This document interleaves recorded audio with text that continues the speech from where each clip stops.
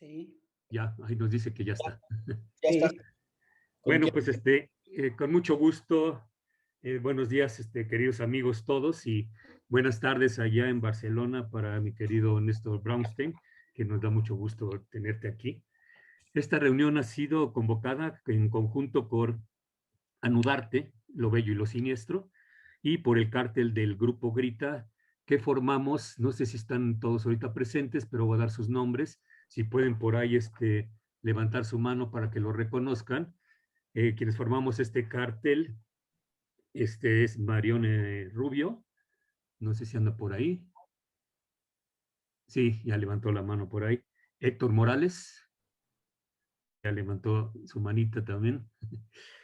Miguel Yaxcux, no sé si se lo pronuncié bien, Miguel, si no, discúlpame, si anda por ahí. Tequi. Hola Jaime, buenos días. Hola, Hola. Daniel Sánchez anda por ahí también, que es el que nos está ayudando a toda la coordinación. Andrés Herrera, que también nos está ayudando a toda esta coordinación. Y James Herrerías, que también ya lo vi por allá. ¿Cómo estás, Hola, James? bien, Buenos bien. días. Bueno, pues este grupo formamos este cártel, y un servidor, Jaime González, que estoy fungiendo como más uno, que como dice Lacan, puede ser cualquiera, pero tiene que ser uno. Entonces, bueno, pues esta vez me tocó a mí serlo. El cártel lleva por nombre Diálogos Posibles entre Psicoanálisis y Arte. Y estamos poniendo a propósito el ponerle posibles, porque pues es algo de lo que no estamos muy seguros, y creo que en esto nos puede ayudar también a enfocarnos por ese lado. Me parece que el diálogo es posible, pero hay que ver qué tipo de diálogo es el que podemos establecer, ¿no?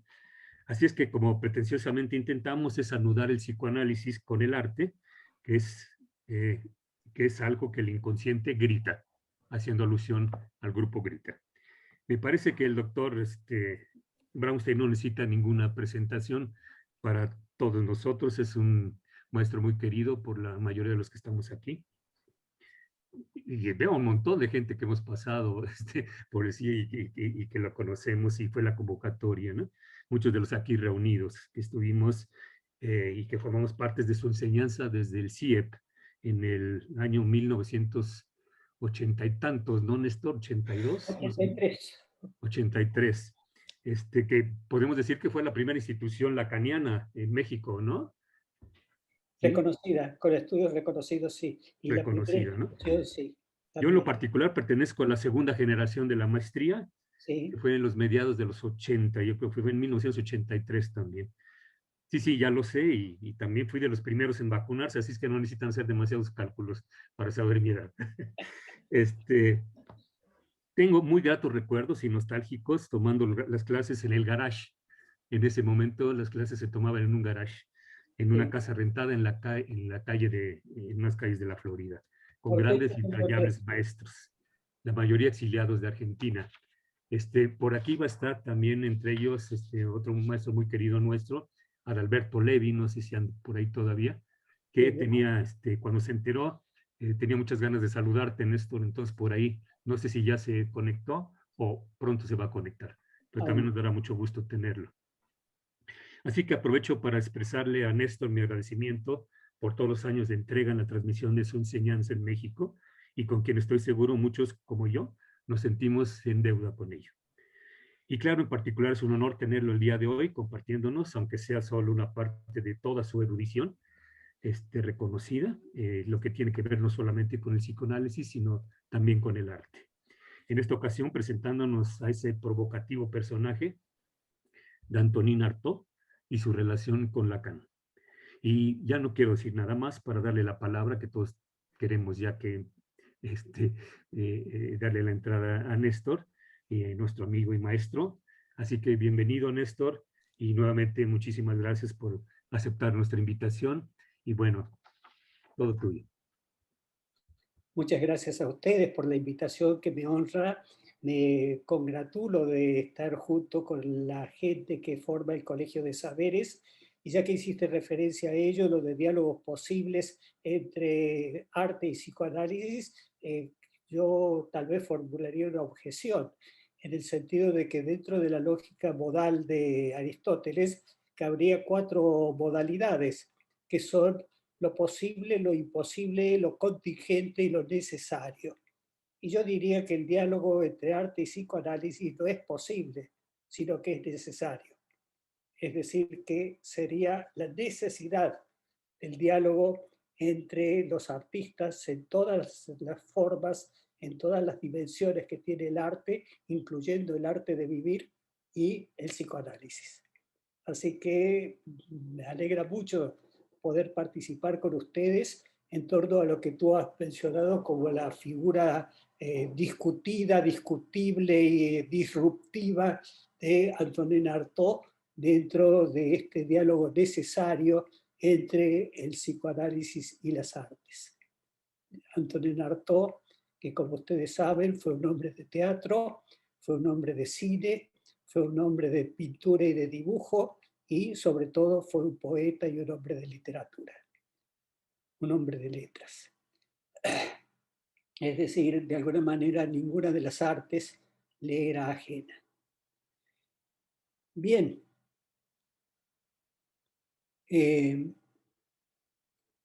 vamos a hablar entonces de un caso, el caso Artaud. Lo vamos a transformar en caso y de ese caso vamos a hacer el paradigma de una modalidad clínica particular que contrapondríamos con mucho gusto y con mucho interés al otro caso emblemático de la psicosis, que es el del presidente Schreber, observaciones psicoanalíticas acerca de un caso de paranoia autobiográficamente descrito que Freud publicó en 1911, coincidentalmente, sin que él lo supiese, el mismo año en que el presidente Schreber moría, en 1911. Ese caso ha funcionado como eje para pensar la psicosis desde el punto de vista psicoanalítico y particularmente a partir de los geniales estudios de Freud y de Jung también, y luego el comentario maravilloso de ese caso que hizo Lacan en su seminario tercero sobre la psicosis, al que le dio una forma definitiva en el artículo sobre la cuestión preliminar a todo tratamiento posible de la psicosis, que está en sus escritos, en la edición en español, en el segundo tomo de sus escritos. Para mí es fundamental este caso porque nos ilustra acerca de algo que aparece como muy discutido y discutible en la forma en que se enseña Lacan y el lacanismo.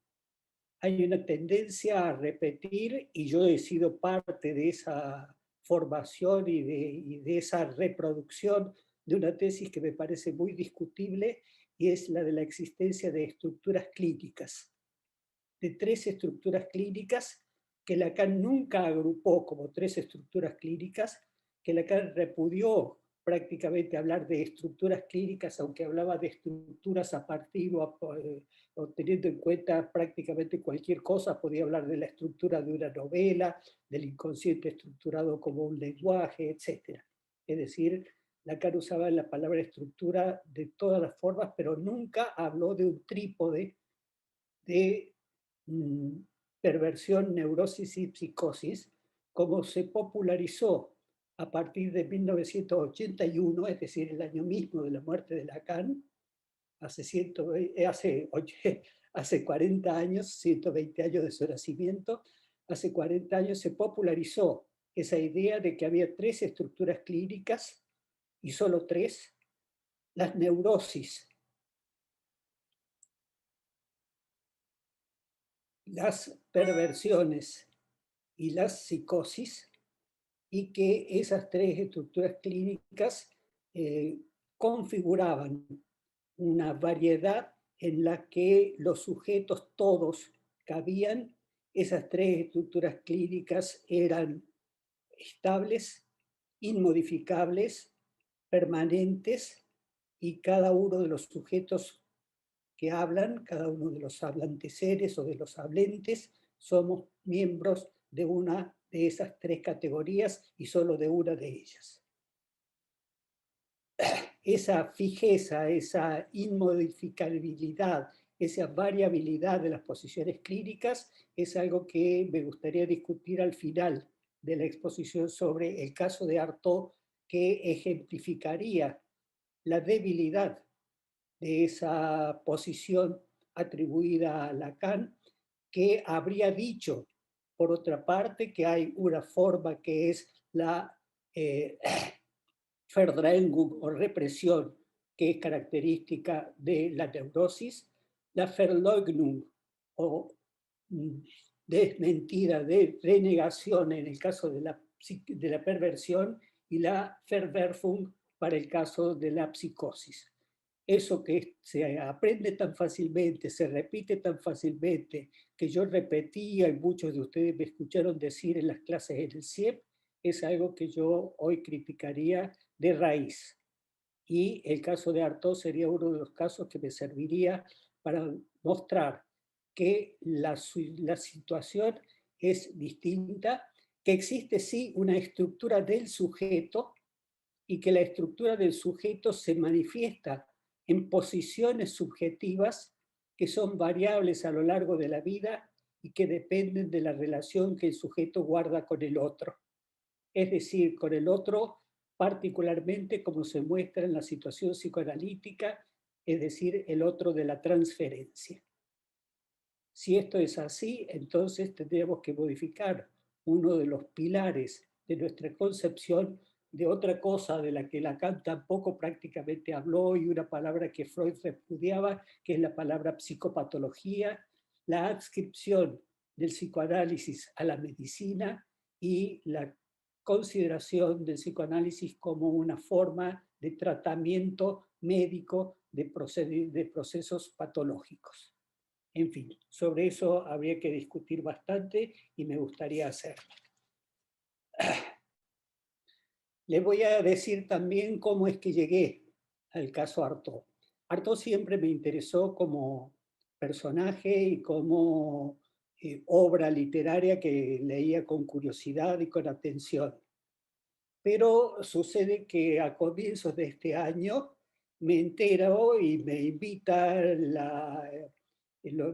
los editores que están trabajando coordinadamente de la Universidad Autónoma Metropolitana con Sexto Piso, la editorial mexicana, en la preparación de una antología, una voluminosa antología en 2 tomos sobre con traducciones de las obras de Antonin Artaud.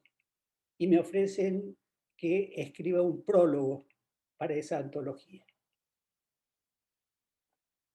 Acepté el encargo con entusiasmo, con alegría, con muchas ganas de profundizar en el tema, y me fui llevando sorpresas constantes a medida que profundizaba en el caso Artaud.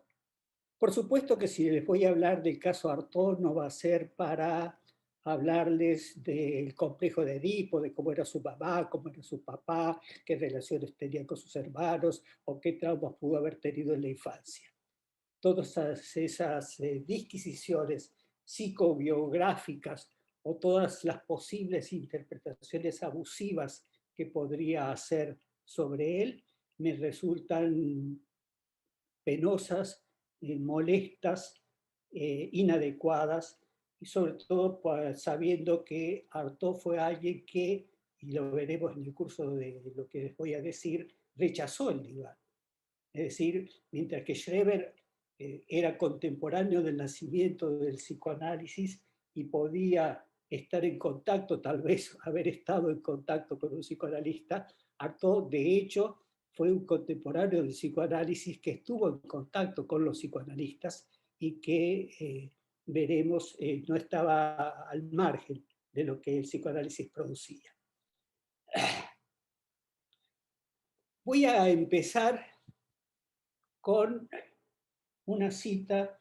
Resulta que la obra que se propone hacer Sexto Piso de la UAM está fundamentalmente relacionada con este volumen de 1800 páginas, editado por Evelyn Grossman, de obras de Artaud. y las obras de Artaud, ustedes saben, todavía no están en la colección estrella de Gallimard, que es la Pléiade, porque están publicadas por Gallimard, pero en 26 tomos. 26 tomos configuran las obras completas. Al final de esta antología de Artaud, dice: encuentro este texto escrito pocos días antes de la muerte de Artaud, cuando ya la muerte le estaba pisando los talones. Él murió por un cáncer de intestino. Y dijo: no es por una masturbación enorme de la carne que el espíritu llegará a nombrar el problema de la inundación de las aguas de la carne en la vida. Dejar de buscar con el pretexto del erotismo y del pecado. ¿Buscar qué? ¿Qué es lo que yo quería saber? Estoy repleto de erotismo y sexualidad. ¿Son estos los seres que sueltan estos gases tóxicos archisiderales? Y así entramos de lleno en nuestro tema y en el peculiar estilo de esa execración, esa imprecación, esa diatriba constante de Artaud contra la sexualidad que sobrevuela todo lo que él dijo y escribió. Él era un artífice de la palabra que se veía constreñido a buscar un nombre para su tormento. Y fue en ese cuerpo atiborrado de erotismo donde se libró una lucha violenta contra los llamados de la carne que chocaban con su propia impotencia sexual. Artaud se preguntaba por el nombre que definiría su martirizada experiencia física, siempre en guerra contra el indecible sufrimiento de esa sexualidad invasora que lo condenaba a ser, como Van Gogh, un suicidado de la sociedad. Van Gogh, el suicidado de la sociedad. Vean ustedes, de la sociedad, no por la sociedad, como dice una infame traducción al español de este libro. Él es el suicidado de la sociedad, entre el sentido subjetivo y objetivo. La sociedad lo suicidó a él y él suicidó a la sociedad.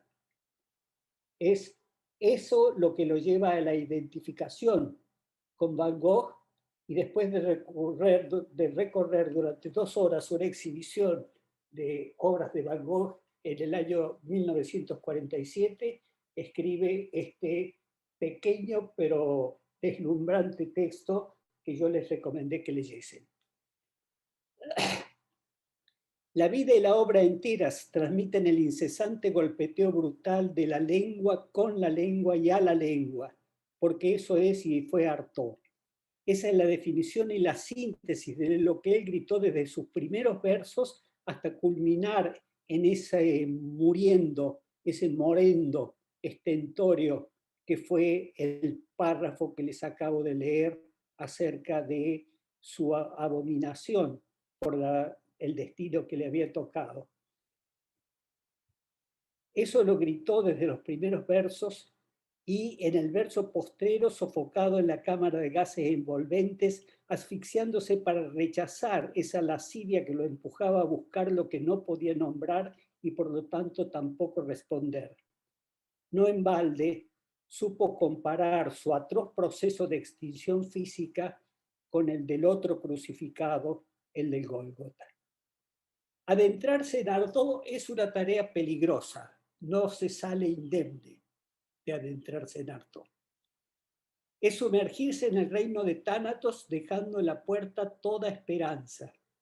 Repasar 50 años de una vida y una obra donde se escenificó una batalla perpetua para escapar de la laceración del cuerpo carnal, del cuerpo adolorido, de suplicios de los que pretendía librarse con todos los dispositivos a su alcance, mediante la palabra hablada, y particularmente la palabra en el escenario teatral que chocaba con oídos sordos, mediante la escritura que lo esclavizaba y a la que escardecía. Llegó a decir: toda escritura es una porquería. es una cochinada, un saloperío. Mediante el grito que aullaba sílabas sin sentido en el goce de la glosolalia. Glosolalia es un neologismo, una palabra que se creó precisamente por la editora de las obras completas de Artaud, Paul Tavernier, para dar cuenta de esas jaculatorias carentes de semántica que el poeta comenzó a usar cuando estaba internado en el sanatorio psiquiátrico de Rodez. Mediante el gesto teatral insólito, porque sostenía que el actor no debía recitar mecánicamente las palabras que otro escribió, sino percutir con su cuerpo cruel y despiadadamente en el ánimo del espectador. Sobre eso hay dos textos maravillosos de Jacques Derrida en La escritura y la diferencia, que tiene traducción al español, han sido traducidos al español, que son uno, Artaud y la palabra soplada, es decir, soplada en el sentido en que el apuntador sopla al actor que se ha olvidado de cuál es el texto, la palabra soplada, soufflé, pero también tiene algo de la palabra volada, la palabra extraída, y otro texto acerca de Artaud y el teatro de la crueldad. Textos impresionantes de Jacques Derrida sobre Artaud. Mediante el cine, porque Artaud aparece en el cine en imágenes imborrables de dos de las más grandes películas de todos los tiempos. En La pasión de Juana de Arco, de Theodor Dreyer, en 2013, que cuando Juana de Arco está ardiendo en la hoguera aparece Artaud y le trae una enorme cruz y le pone delante de ella sofocada por el humo en donde le están incinerando. Y en Napoleón, de Abel Gance, de 1930.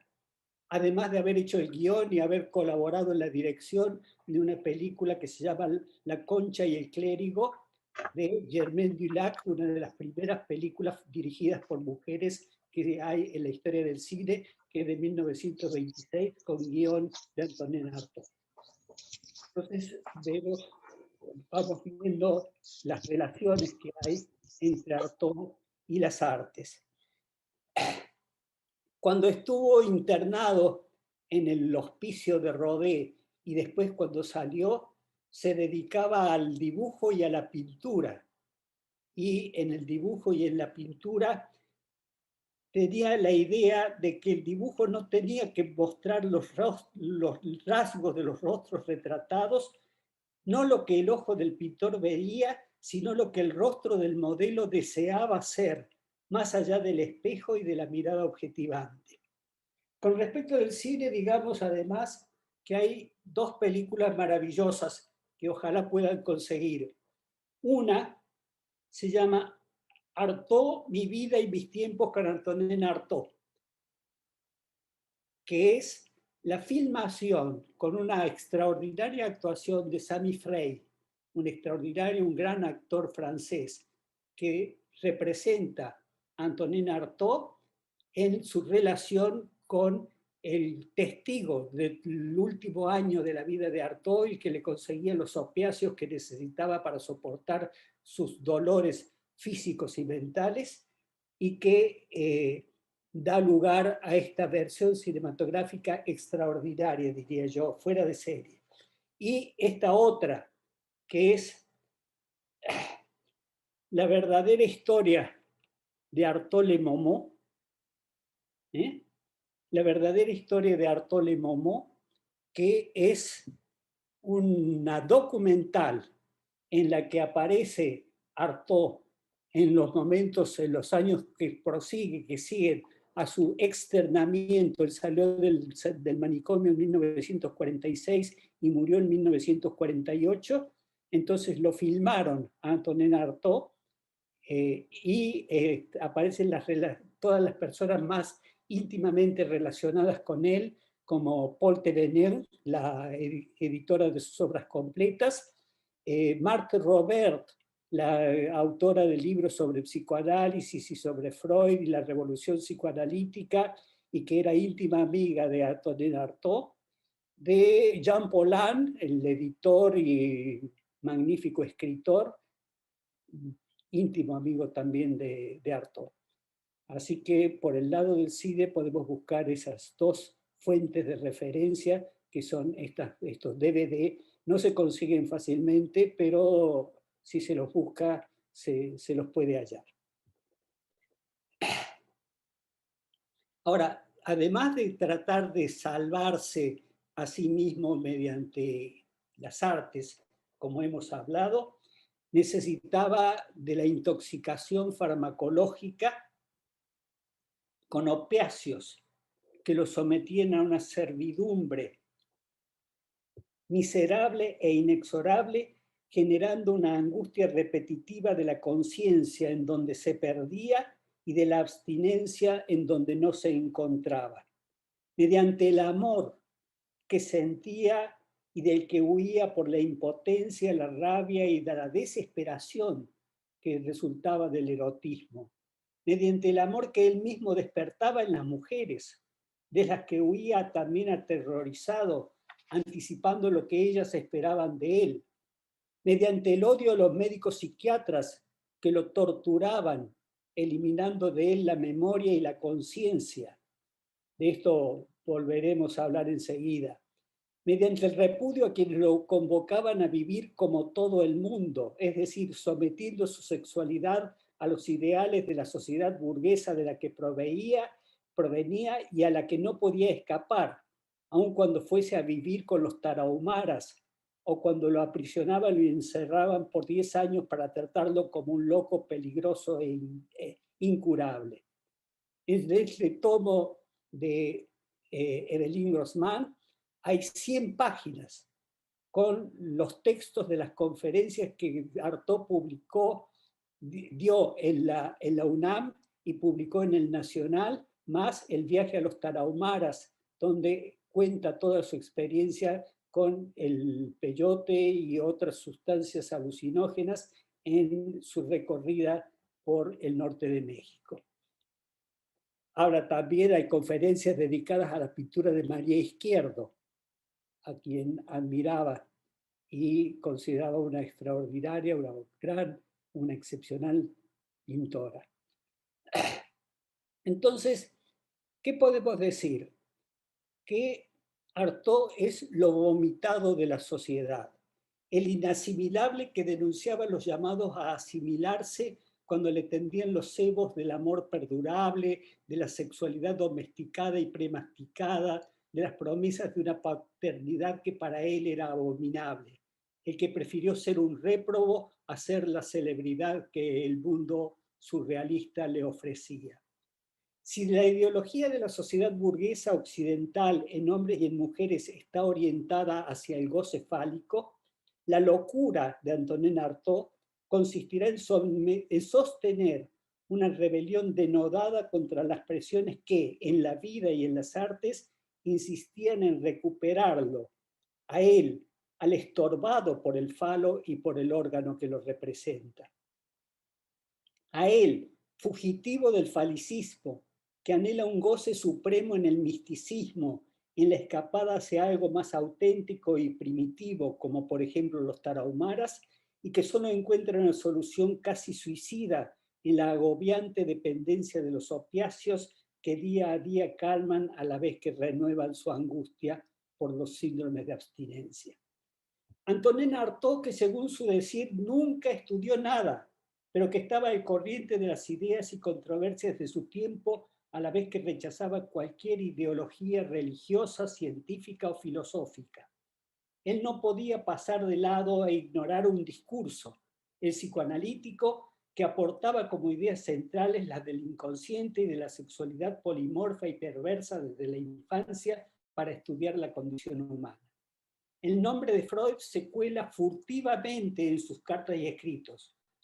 No merece que nos detengamos en los raros momentos en que ello sucede. Creo que nunca sabremos si lo leyó y cuánto leyó. Él decía no haber leído mucho de Freud y de Jung. Lo constante es, eso sí, la acusación que formulaba de erotomanía que endilgaba a quienes discurrían sobre la libido, el amor carnal, la relación entre los sexos, la división entre lo orgánico y lo espiritual. Sus héroes, sus ideales, son los castrados y castradores. Abelardo, castrado. Heliogábalo y los galos desangrados en un texto o una mitología que escribió, que es uno de los textos más asombrosos de la historia de la literatura universal. El reino de este mundo, dijo, no pertenece a Dios, sino a Satanás. Su escritura es confesadamente perversa, porque invierte y pone de cabeza los significados psiquiátricos de términos como erotomanía y perversión. Aquello por lo que se le recrimina es justamente la recriminación que él formula cuando denuncia al inconsciente erótico y a las fuerzas traidoras del espíritu de reproducción. Puede así escribir obras como El claro Abelardo, que considera el texto de la salacidad más explícita que jamás existió, la mejor obra, si no la única, de la que llegó a vanagloriarse. Artaud, Antonin, ¿dónde en su tiempo encontraría él las claves para pensar, aceptar, rechazar un saber sobre la sexualidad que no fuese el de las banalidades del catecismo o de las clasificaciones reductoras de la medicina tradicional y la opción binaria hombre-mujer? ¿Dónde sino en la ciencia inventada por Freud, en sus métodos para investigar lo rechazado y lo no querido saber, en ese ambiente embrutecedor que lo circunda, el gran público, el tout Paris?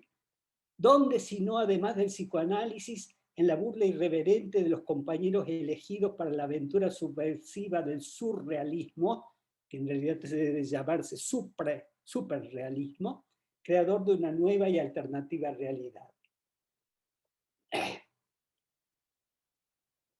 Me voy a detener ahora en analizar dos relaciones de Antonin Artaud con psicoanalistas. La primera con René Lalande y la segunda con Jacques Lacan. René Lalande nació en 1889, es decir, 12 años antes que Lacan, y murió en 1942. Fue un médico analizado por René Laforgue en 1923. Leyendo las cartas que Freud envió a sus primeros seguidores franceses, se sabe que René Lalande gozó primero de la simpatía y luego fue el blanco de severas críticas de Freud, motivadas por sus esotéricas ideas sobre la astrología, la homeopatía, la alquimia, la magia, etc. Pero no era para Freud eso lo peor, sino que además en su momento llegó a manifestar simpatía por las ideas de Jung. Interesa referirse aquí a este precursor del psicoanálisis en Francia.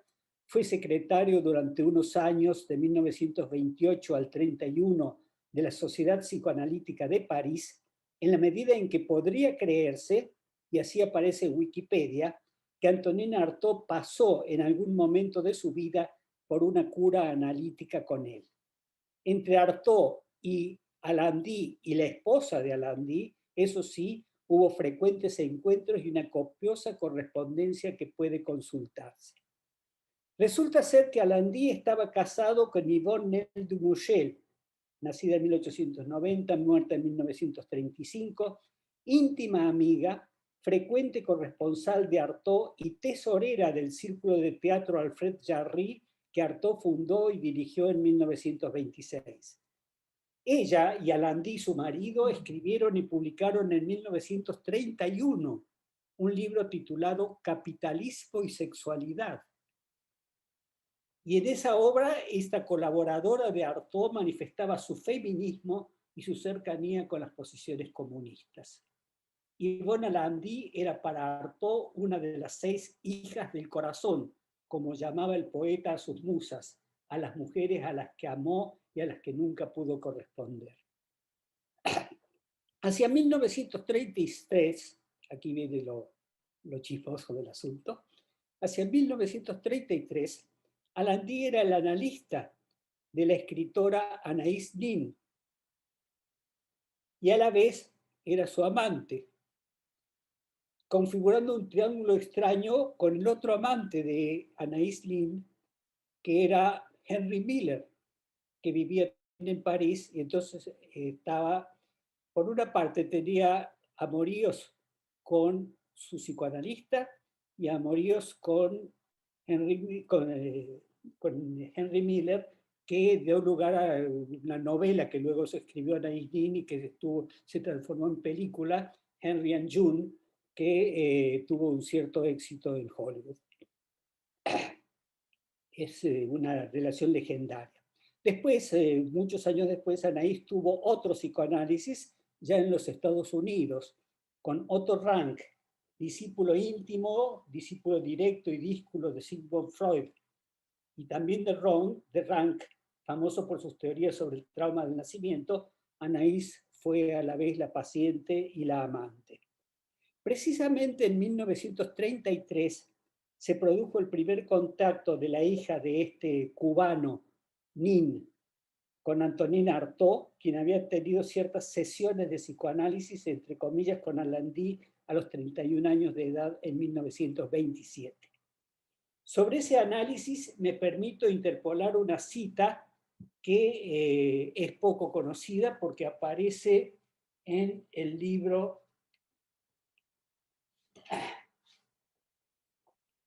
en el primer tomo de la historia del psicoanálisis en Francia, de Elisabeth Roudinesco. Normalmente se conoce el segundo tomo, La batalla de los 100 años, pero este primer tomo, de los años 1885 a 1939, es poco conocido. Y dice ahí Elisabeth Roudinesco: las relaciones de Alain Dee con el poeta, con Artaud, fueron extremadamente tumultuosas. Él intentó someterlo a 10 sesiones de cura. Artaud obedeció, pero a poco andar abandonó el tratamiento porque se sentía violado por el psicoanálisis. Roudinesco cita una carta que le escribió Artaud a Alain Dee. En esa carta escribe: le he dicho que las sesiones a las que acabé por prestarme dejaron en mí una huella inolvidable. Usted sabe bien la repugnancia, sobre todo instintiva y nerviosa, que manifestaba a ese tipo de tratamiento cuando le conocí. Usted consiguió hacerme cambiar de opinión, si no desde el punto de vista intelectual, pues hay en esta curiosidad, en esta penetración de mi inteligencia y de mi existencia por una inteligencia extranjera, hay el sentimiento de una especie de prostitución, de falta de pudor que siempre rechazaré. Al menos desde el punto de vista experimental pude constatar los beneficios que de ella obtenía y si fuera necesario me prestaría a un intento análogo, pero desde el fondo de mi vida persisto en huir del psicoanálisis, huiré siempre de él como huiría de cualquier intento de atar mi conciencia con preceptos o fórmulas o con cualquier organización verbal.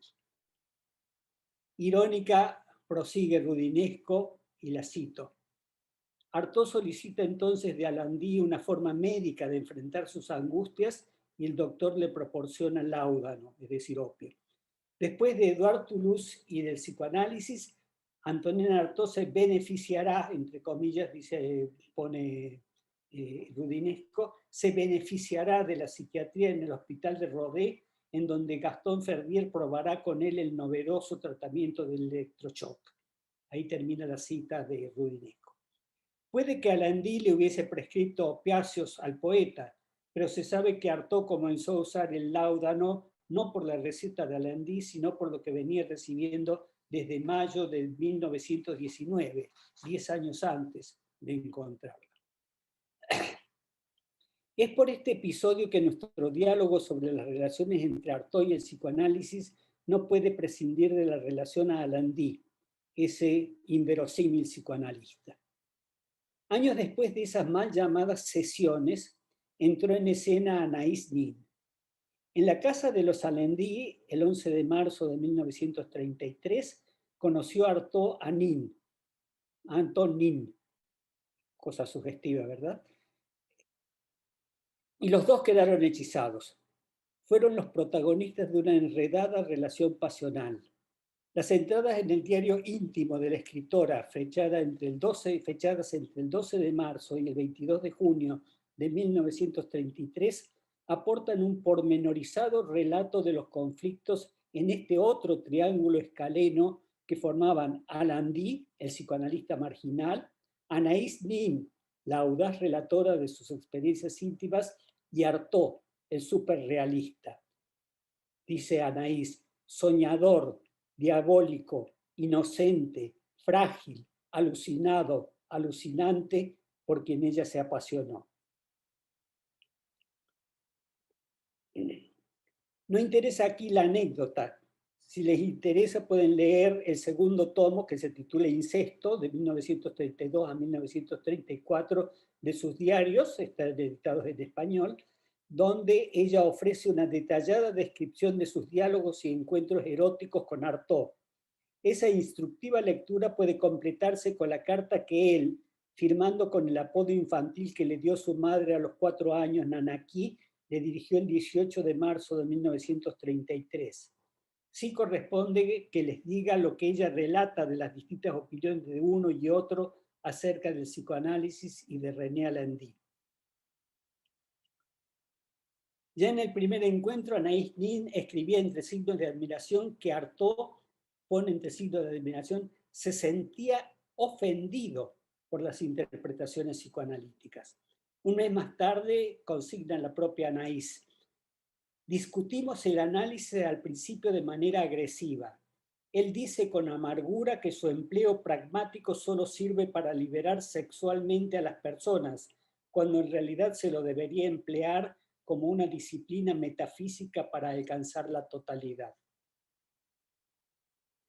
Para sintetizar la opinión de Artaud ante el psicoanálisis, eso que me importa subrayar ante ustedes hoy, hay que resumirlo así. El psicoanálisis ciertamente existe, pero está mal encaminado. Se dirige a la liberación de la sexualidad y de la libido, pero interviene para reforzar las tendencias instintivas a las cuales la sociedad está presa, insistiendo en corregir a quienes se amotinan o sublevan contra las exigencias normalizantes, contra los réprobos tachados de esquizofrénicos. Tal es la razón por la cual en la influyente obra de Deleuze y Guattari, Anti-Edipo, Capitalismo y Esquizofrenia,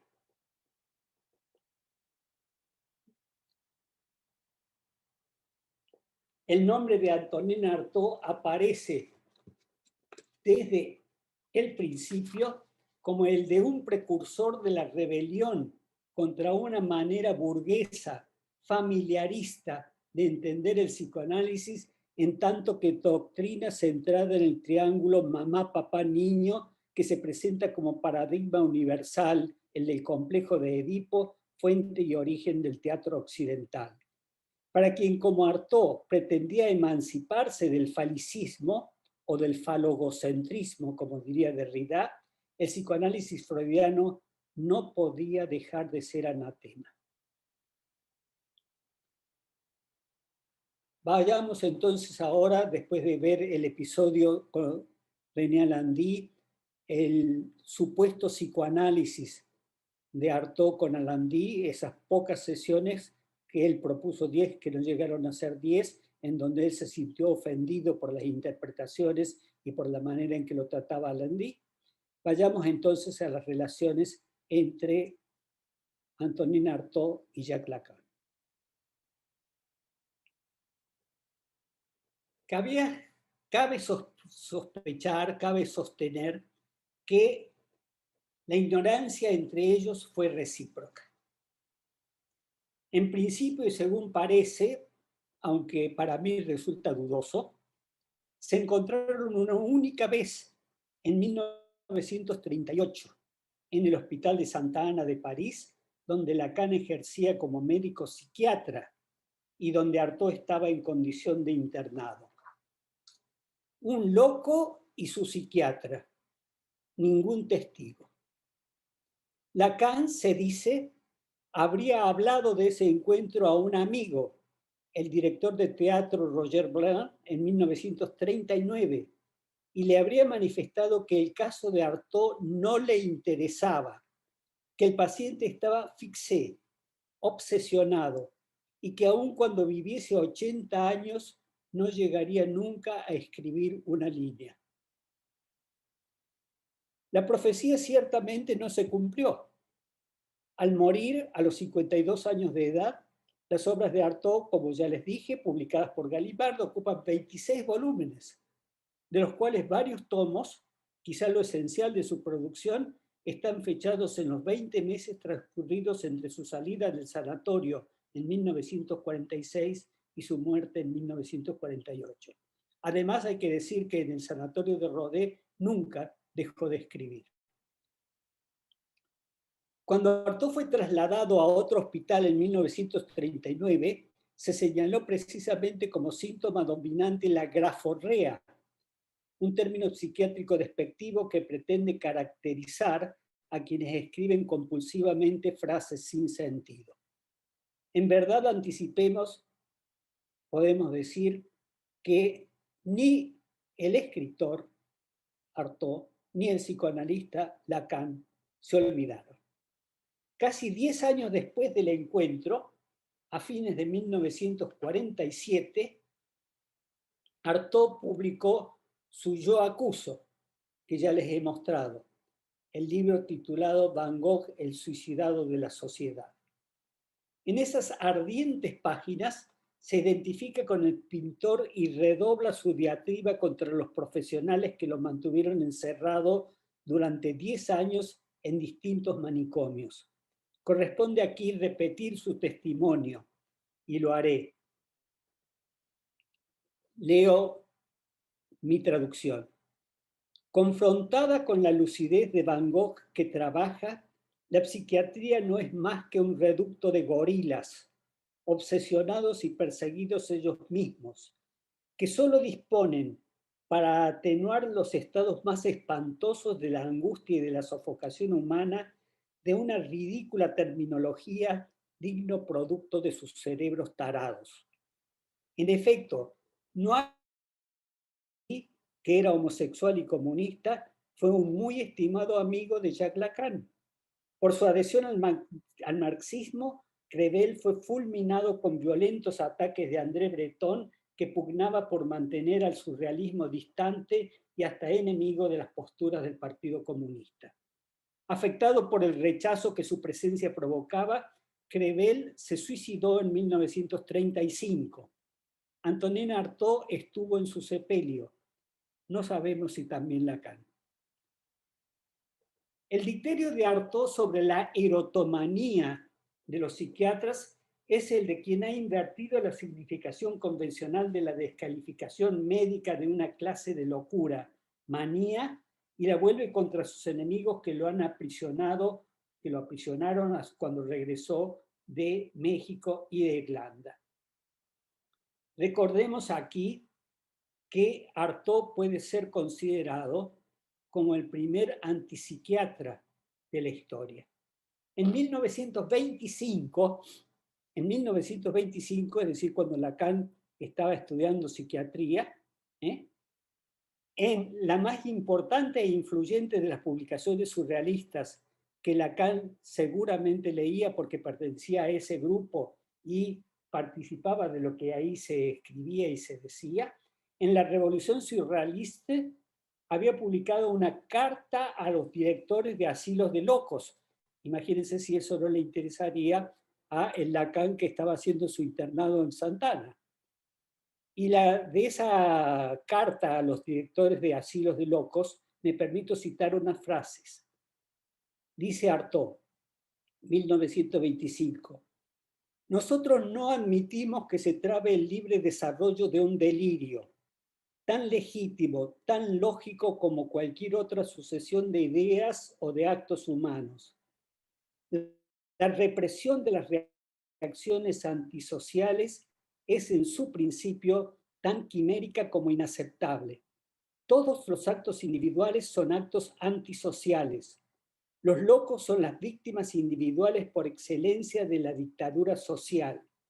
es en nombre de esta individualidad, que es lo propio del hombre, que reclamamos que se libere a estos reclusos de la sensibilidad, porque de igual modo no es propio de las fuerzas de las leyes el encerrar a todos los hombres que piensan y actúan. Por eso es que puedo sostener que el primer antipsiquiatra de la historia, en 1925, impugnando a la profesión y a los directores de los asilos de locos, es Antonin Artaud. Ese diálogo Artaud-Lacan en Santa Ana, relatado por Artaud, nunca recordado por el segundo, por Lacan, parece absurdo, cosa de locos, si no se toma en cuenta el rechazo patente de la psiquiatría y el significado de la palabra erotómano y sus derivados en el discurso de Artaud. Para él, para Artaud, es erotómana la inmensa mayoría del mundo vulgar, burgués, psiquiátrico, psicoanalítico, médico, etcétera, que se subordina a la ideología de la dominación fálica y subyuga tanto a los hombres como a las mujeres, incitándolos a empeñarse en lograr algún tipo de normalización de la vida del cuerpo y de la mente, encaminando la existencia hacia la culminación de la felicidad en la madura sexualidad genital, cuyo modelo es el orgasmo en el coito. Artaud vive en una abstinencia sexual absoluta y no hace un secreto de ello. La idea de la paternidad lo espantaba, aunque en alguna oportunidad se planteó un proyecto de matrimonio del cual él mismo huyó cuando sintió la proximidad del enlace. La sexualidad orgánica se le presentaba como una degeneración, como una obsesión mental de la sociedad que él repudiaba. Por eso puede escribir en 1946: yo, Antonin Artaud, soy mi hijo, mi padre, mi madre y yo, nivelador del periplo imbécil al que se aferra el engendramiento, el periplo papá, mamá y el niño, tizne del culo de la abuela mucho más que del padre-madre. Artaud no se identificaba con el andrógino, porque ese mito platónico implicaba la aceptación de la división entre los sexos y la búsqueda de la mitad perdida como consecuencia de la cirugía de los dioses. La dualidad hombre-mujer era en sí y para él una forma de perversión. La idea de un cuerpo sin órganos es en esencia la de un cuerpo sin el órgano, sin el falo, al cual el resto del organismo debería someterse según la ideología vigente, sostenida también por el psicoanálisis de Freud y el de Lacan hasta un cierto punto de su enseñanza. En ese sentido, la psiquiatría y el psicoanálisis son para Artaud manifestaciones erotomaníacas, supuestamente científicas de la dominación sexual de los cuerpos. Se podría pensar que la tremenda catilinaria de Artaud, dirigida a Lacan antes de la guerra y publicada en la posguerra, no hizo mella en Lacan o no dejó en él ninguna memoria. Pero en diciembre de 1967, el psicoanalista leyó una conferencia en Roma. Está aquí,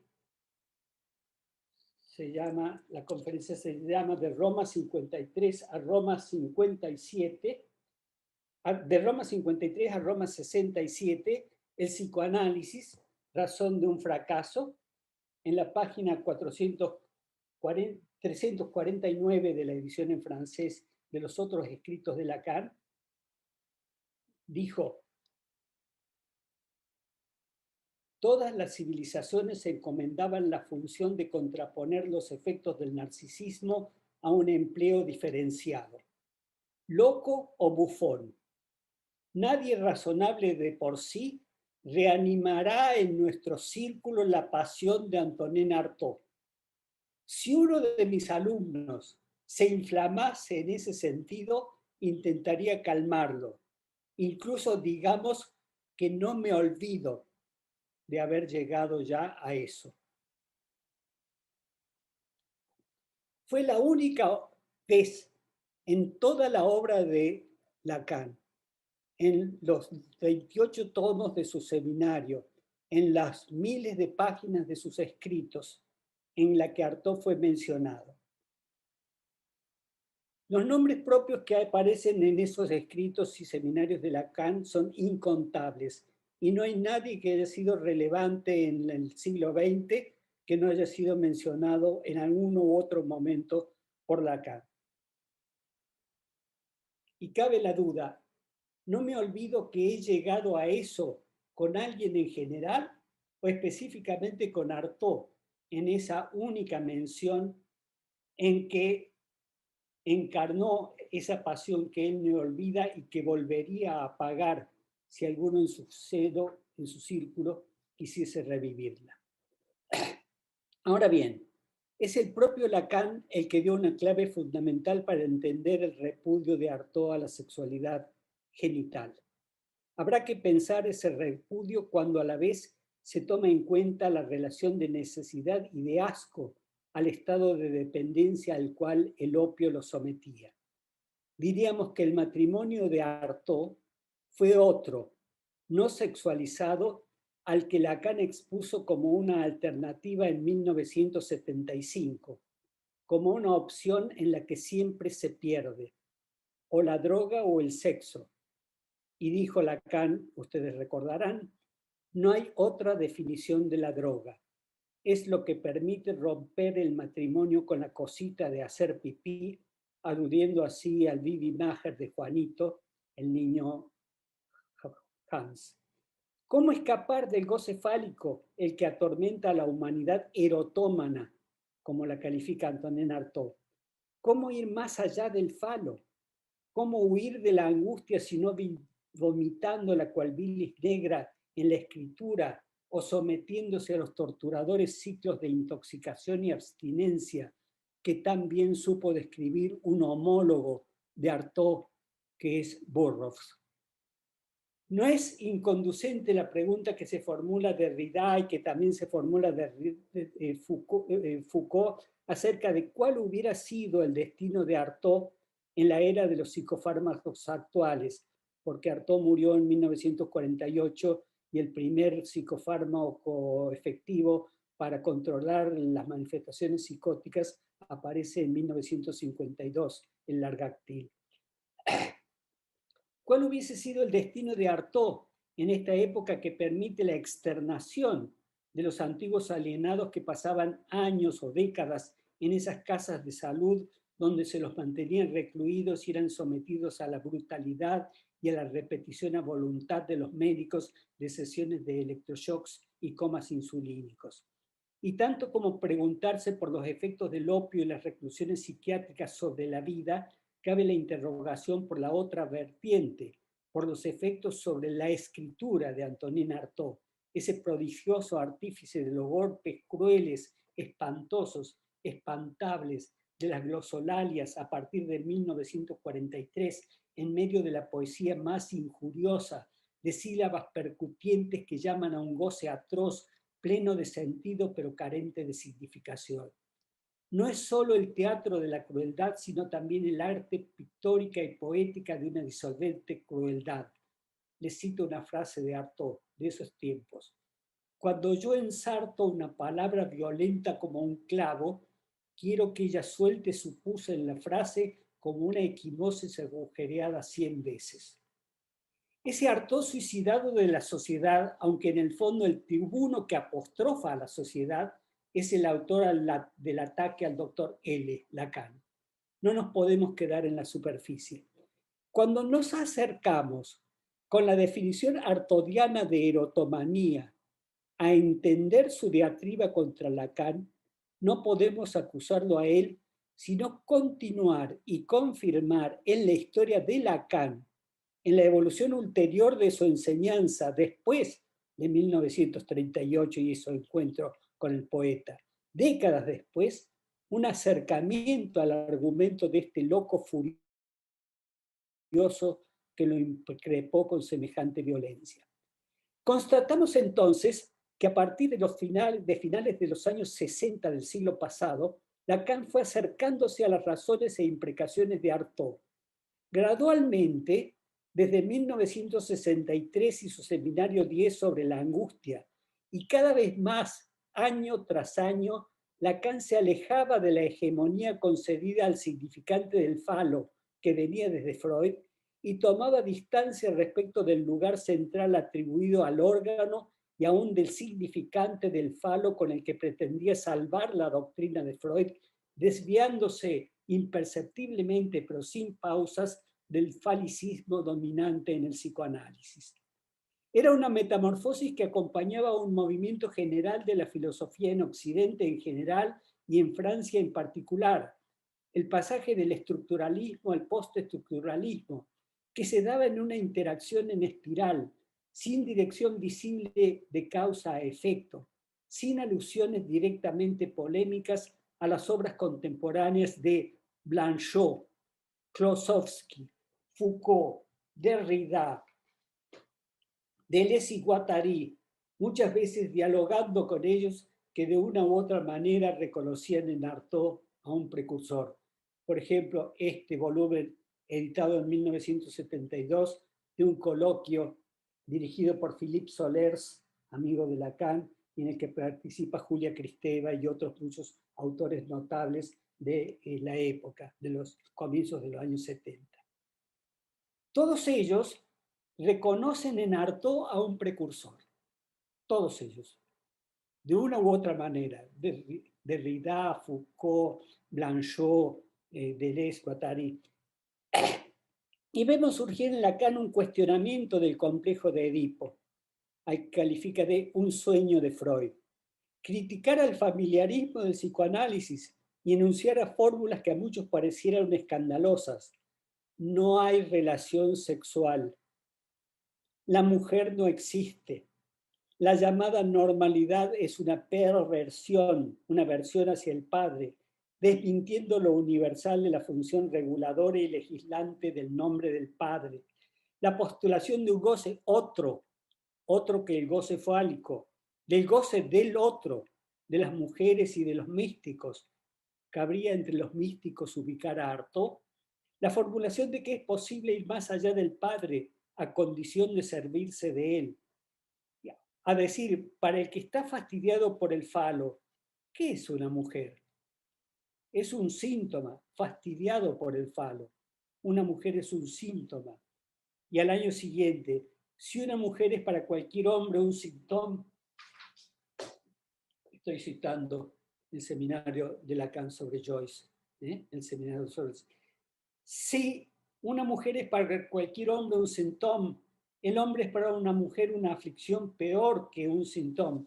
Es incluso, si os parece, un ravage, un estrago.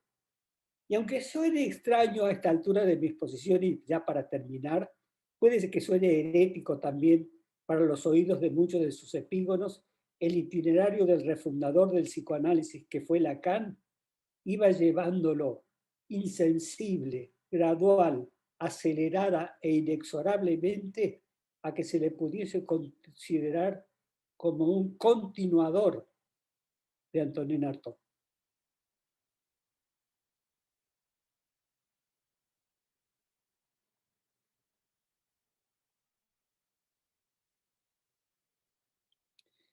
Dejo sin desarrollar un punto que les había adelantado que iba a desarrollar, que es el de la relación de Artaud con las estructuras psiquiátricas y el hecho de que no existe una estructura perversa o psicótica definida de una vez y para siempre, de la que el sujeto está preso y de la que no puede escapar.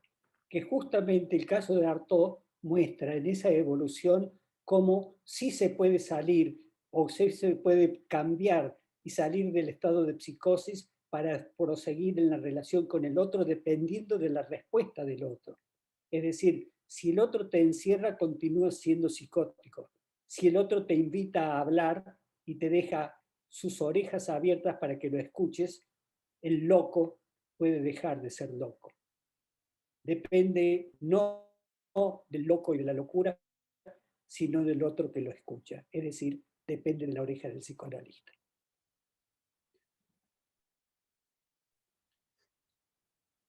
Bueno, me parece que fue elocuente el silencio con tu manera de terminar, Néstor, porque creo que así nos dejaste un poco atónitos, ¿sí? Con esta tesis que estableces de Lacan como continuador de Artaud, ¿sí? Me parece que es sumamente provocativo y que nos deja muchísimo que pensar a todos, ¿no? Este, quisiera dar un espacio para las preguntas, después de salir un poquito de este atonismo, atonal en términos musicales, disonantes también en términos musicales, para que quien así lo quiera, no sé cómo hacer el mecanismo, pero a lo mejor levantando la mano y si me permiten yo podría ir dándoles la palabra a la pregunta que considere y que me aparezca aquí. Me parece que ya por ahí está primeramente mi socio James. ¿Querías hacer una pregunta? Sí, bueno, más bien como hacer una brevísima intervención que me parecía como importante puntualizar algunas cosas, Jaime. Muy interesante, Néstor, muchas gracias. Me voy con muchas ideas nuevas sobre muchas cosas. Pensaba como un poco este texto que nos solicitó, que nos sugirió Néstor leer sobre Van Gogh. Algunos lo comentan como un poema en prosa, pero se basa en ciertos hechos que parecieran considerarse como fácticos.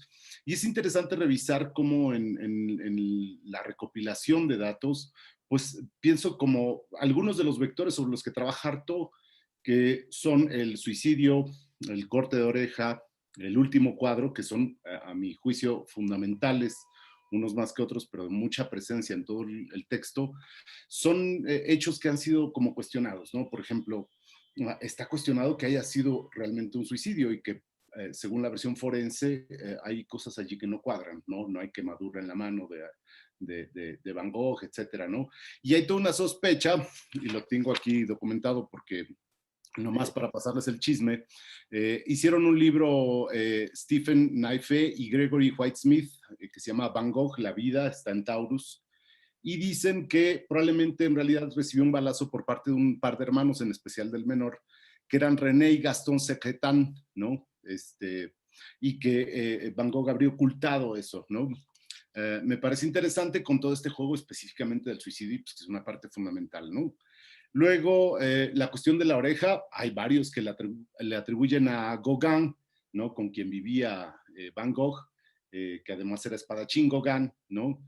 Y hay un comentario allí que le hace en una carta a su hermano, y le escribe a Van Gogh a su hermano, dice, por suerte Gauguin aún no está armado con ametralladoras y otras armas de guerra peligrosas, ¿no?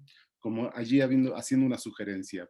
Y finalmente hay quienes cuestionan que, porque hay una cosa estructurada en el escrito de Artaud, que el último cuadro realmente hubiese sido el de los cuervos, ¿no? Y hay un par allí que se sugieren posteriores a este. Uno es el ayuntamiento de Avers, ¿no? Y el otro es Raíces de Árbol. Solo como para un juego de sugerencia, porque hay distintas maneras de leer el texto y me parece que muchas cosas se sostienen de manera muy interesante. Me parece fascinante el cómo lo maneja. Y luego lo otro que también tal vez por otro lado nos dijo Néstor que hablaría, y entiendo que por cuestiones de espacio está complicado, esta vinculación y similitud con el caso Schreber, ¿no?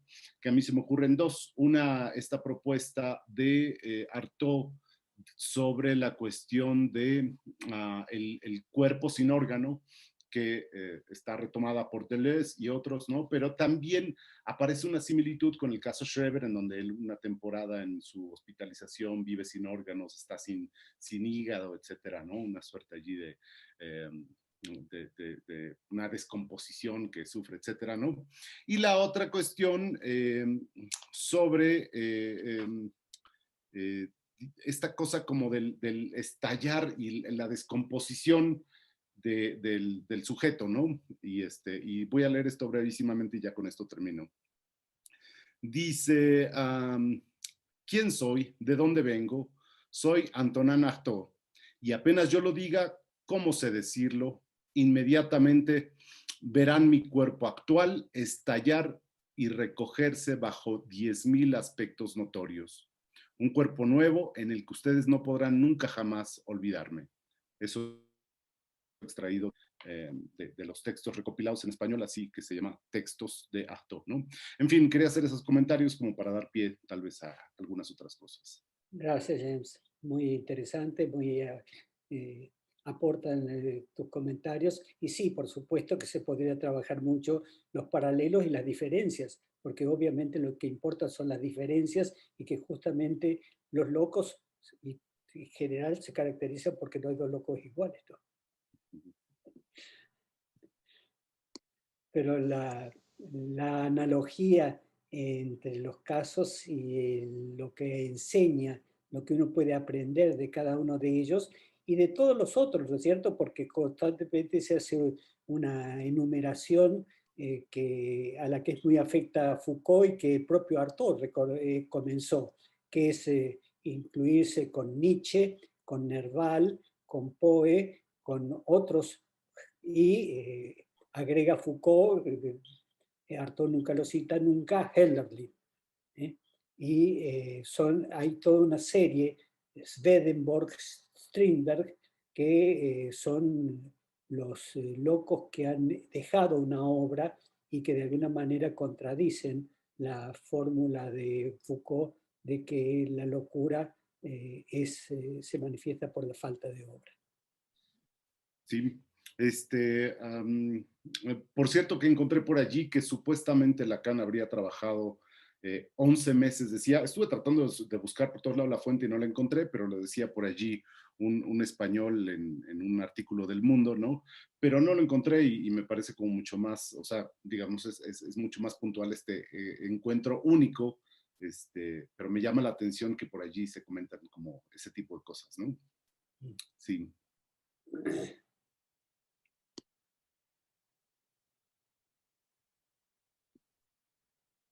¿Alguien más que quiera hacer un comentario? A mí me ¿Alguna gustaría, pregunta? ¿Carmen? Sí, Carmen, gracias. adelante. Gracias, Jaime.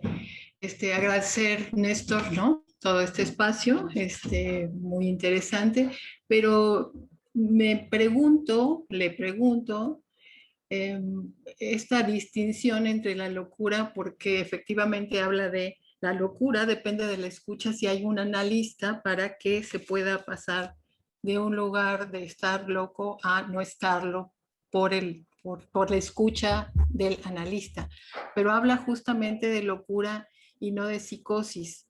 Le pregunto si está estableciendo una diferencia entre eso, a propósito de lo que habló al principio, justamente de esta visión nueva de no ver estas tres estructuras.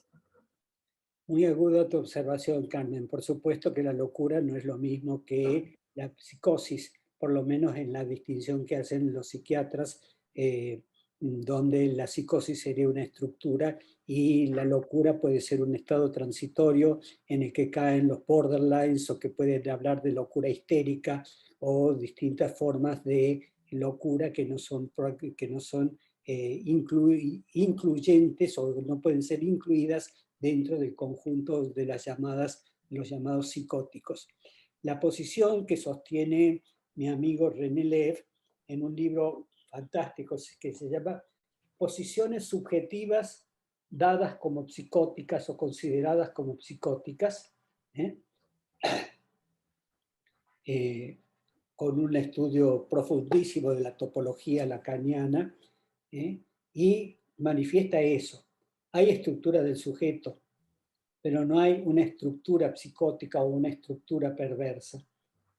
Y lo que hay son posiciones subjetivas, que es lo que nosotros observamos en nuestro consultorio.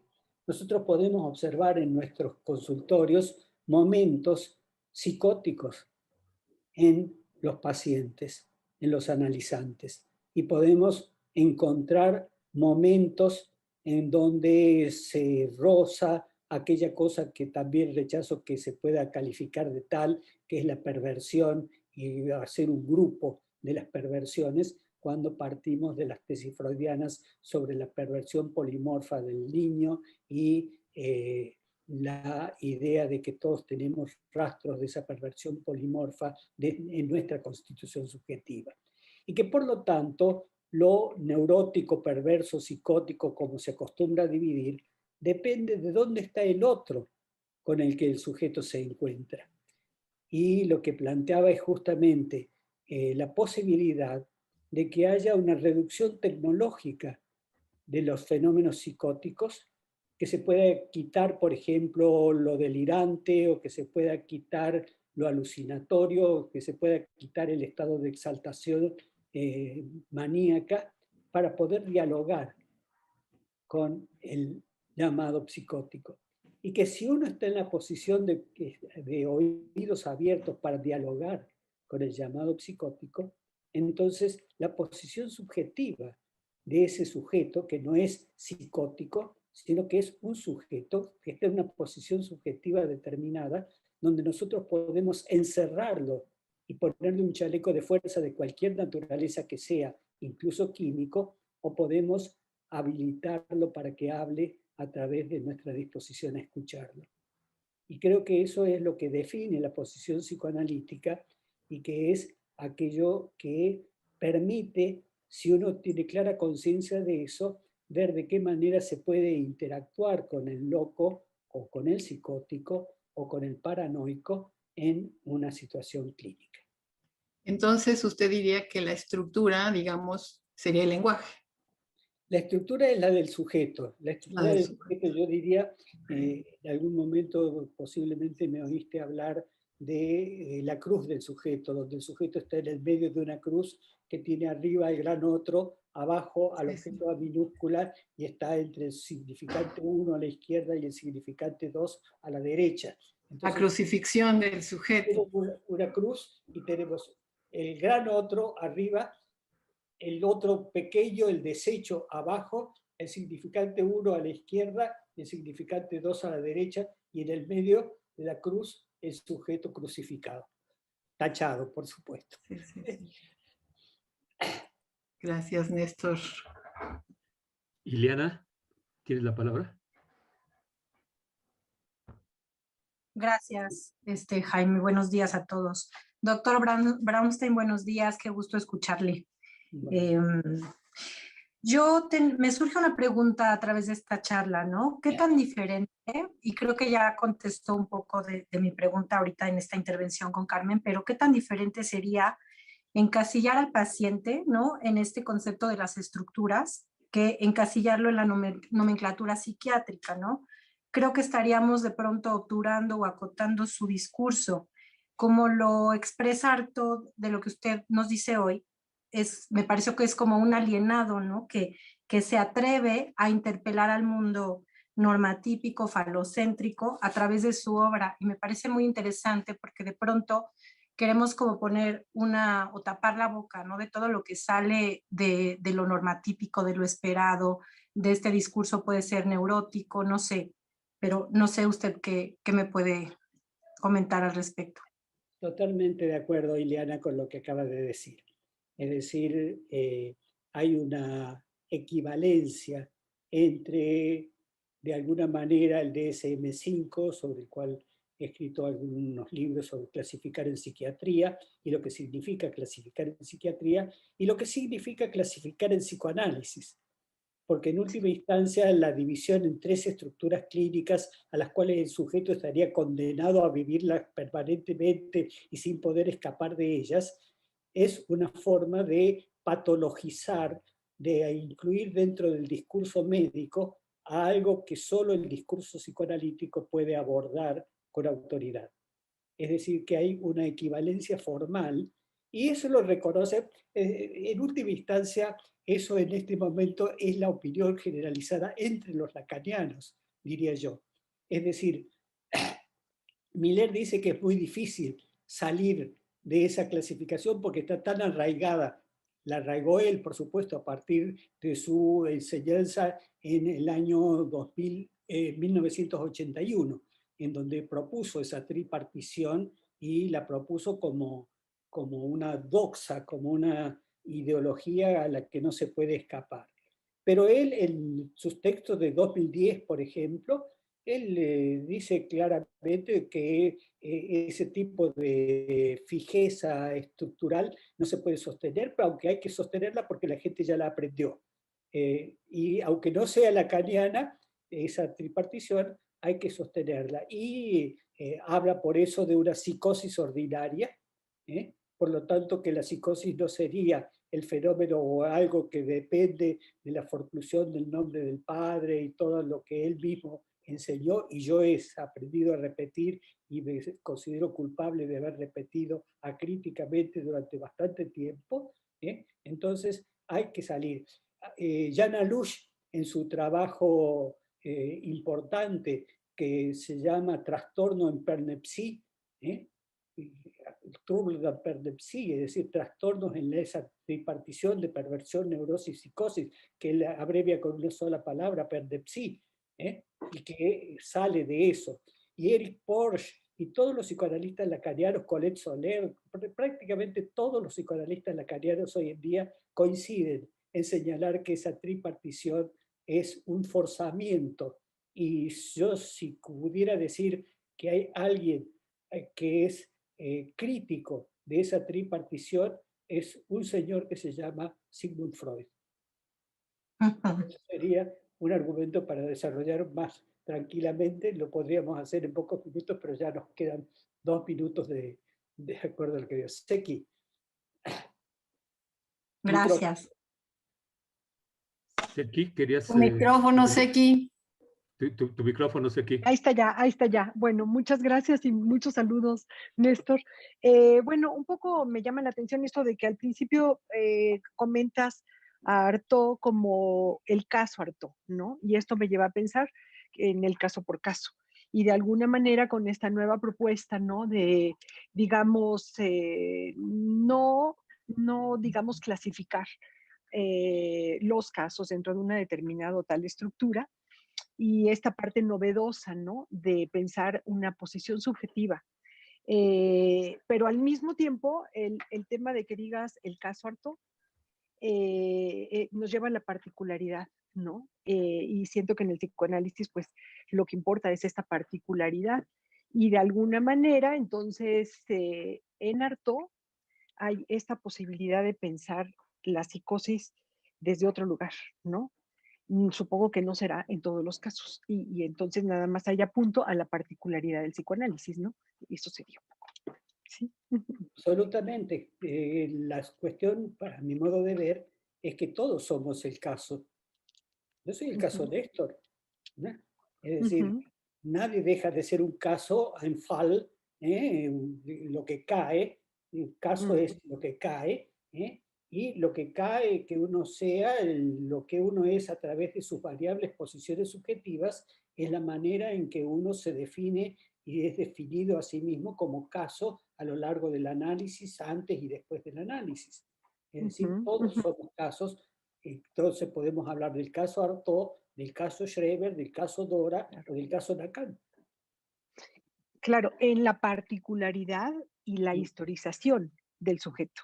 O sea, ahí como que yo retomaría nuevamente esta parte de la historia, ¿no? ¿Sí? ¿Sí? Carmen Tinajero, teniendo la palabra. Gracias. Sí, disculpa, Carmen, tenías la mano levantada desde hace rato y no la había visto. Te ofrezco mis disculpas, pero adelante, por favor. Estoy muy contenta de encontrar a Néstor, ¿no? Que fue desde el principio de mi formación como una guía.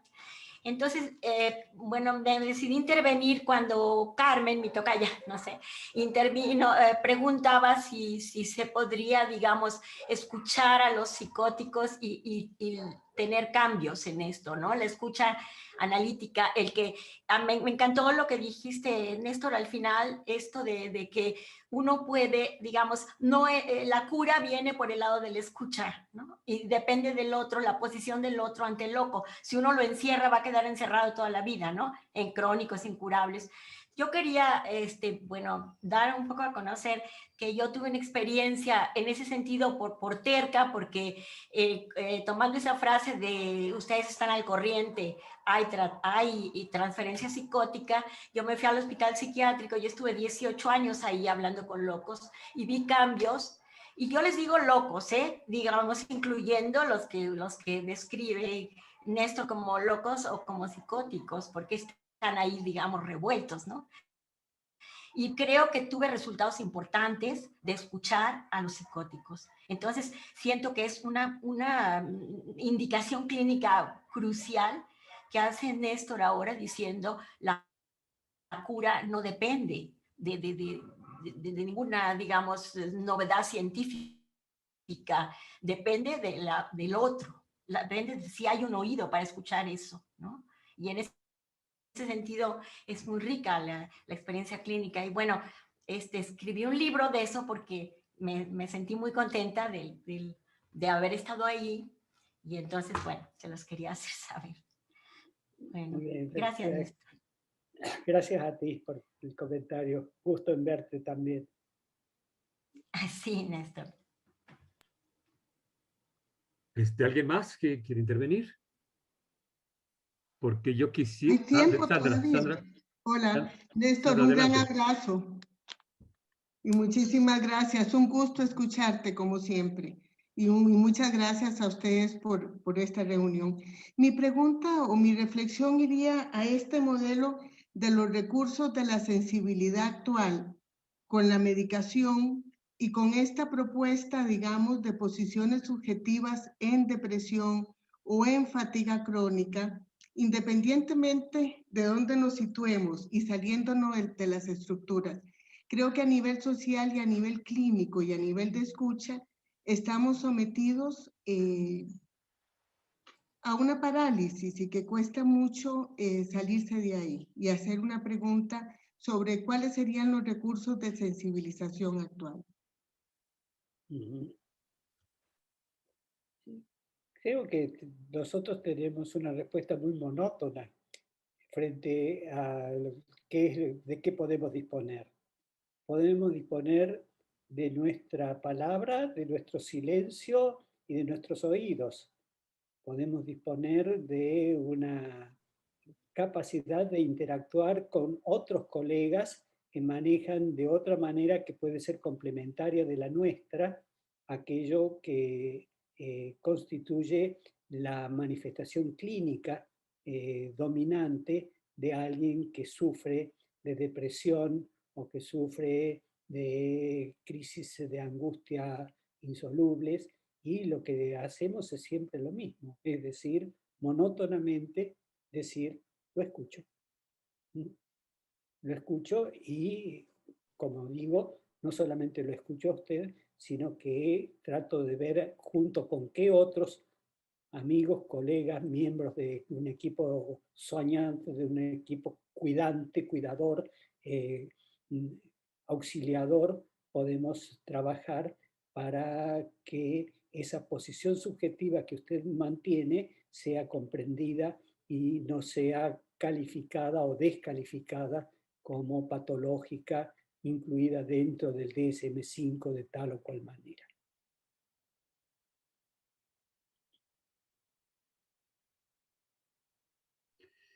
¿Alguien más que no me haya fijado yo que tuviera la mano levantada? ¿O por pues ahí? de una vez tú, Jaime. Bueno, yo voy a aprovechar, Néstor, precisamente si ya estamos a punto del cierre, en que precisamente ver si podemos cerrar con lo que es inicialmente nuestra convocatoria, en cómo pensar esta vinculación entre el arte y el psicoanálisis. Y quiero dar un paso más allá porque esto ya es una inquietud muy personal mía, pero bueno, todos estarán de acuerdo que dentro del arte, particularmente lo que es la música, ha sido muy relegada entre todos los psicoanalistas, comenzando por Freud y por el mismísimo Lacan, ¿sí? De lo cual no se ha abordado, si es que es posible abordarlo, si es que hay alguna manera, en tu opinión, de poder ir vinculando, de tener este lazo, de tener esta posibilidad de vinculatoria, anudándola, no sé cómo llamarle, o de un diálogo entre, yo sé que tú particularmente también eres un buen melómano, entonces, cómo poder compaginar el psicoanálisis, cómo poder poner a dialogar el psicoanálisis con la música, que insisto yo un poco, ha sido, si no reprimido, porque no me gusta utilizar la palabra, entre los psicoanalistas, pero pareciera que en el mismo Freud algo de eso pudiera estar presente. No sé tú cómo lo sientes, Néstor, cómo lo ves y qué pudieras decirnos al respecto. Sí, sí, Jaime, no ha habido un diálogo fecundo, muy productivo, aunque sí bien podría citar 8 o 10 libros en donde se habla sobre la relación entre psicoanálisis y música. Slavoj Žižek, por ejemplo, en su libro sobre el grito de la ópera, o autores franceses que músicos, compositores que se han dedicado a esto y que tienen la doble condición de músicos y psicoanalistas. Pero es cierto que no hay mucha bibliografía. A mí me encantó encontrar en el libro, en este librito de Artaud sobre Van Gogh, el punto donde él dice que Van Gogh era un músico. Es decir, que los cuadros de Van Gogh se escuchan como música. Y por supuesto, tenemos una enorme tradición de músicos vieneses, y estamos hablando de Viena, la Viena de Freud, que al mismo tiempo que Freud produce su obra, crean las vanguardias musicales del siglo XX. Me refiero particularmente a Schoenberg, Webern y Berg, y la manera en que escuchamos las óperas expresionistas hoy en día, incluyendo Die Soldaten de Zimmermann, y obras que no se pueden escuchar sin una referencia psicoanalítica. Yo pienso que es un tema a desarrollar y que podrían muy bien hacer un cartel, como yo prefiero decir, sin acentuar la palabra en la letra A, que es, me parece un uso americano, cartel. En francés se dice cartel, entonces no cartel, ¿no? ¿O me equivoco? ¿Sí? Es que en México tiene una referencia muy narcótica, ¿no? Exactamente. Y que es una incorporación de la palabra, de una palabra, de un anglicismo. El acento en la A. Cartel es una palabra aguda, ¿sí? Y tenemos los carteles que anuncian las corridas de toros, por ejemplo. Muy bien, pero es una cuestión colateral esa.